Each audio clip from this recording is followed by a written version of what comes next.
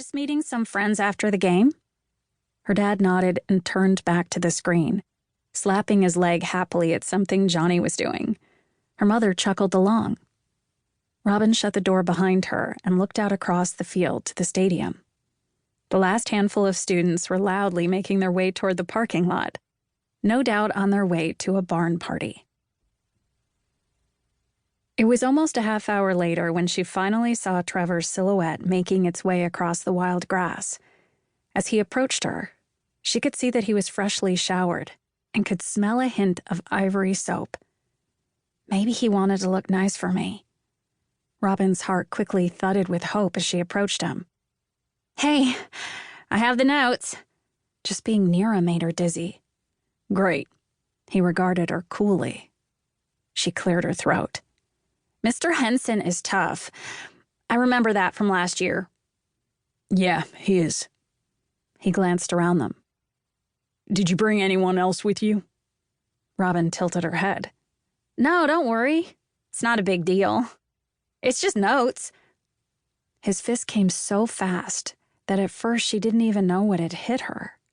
But then it came down again on her face and nose. "Trevor?" Robin tried to cry out as she tasted blood in her mouth. She was on the ground then, and Trevor was on top of her, pinning her hands down, his breaths heavy. It started happening before she even understood what was happening. Robin knew she should be trying to fight him off, but the shock was too strong, the shame cutting too deep. She couldn't get her body to move. Over her own screams, she heard disjointed Cash lyrics playing in her head. An inhuman cry escaped from her throat as she looked across the field, seeing the flickering of the television through the windows of her house. Her parents were right there. So close, and yet...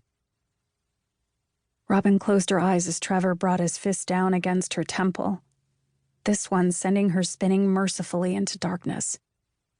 The field tilted as her head bounced against the dirt, her thoughts folding one on top of the other. My first time wasn't supposed to be this way. She wasn't sure how long she was there, or when he left. But Robin woke up in the same spot, goldenrods pressed against her face, their sickly sweet stems sticking to her bloody lips.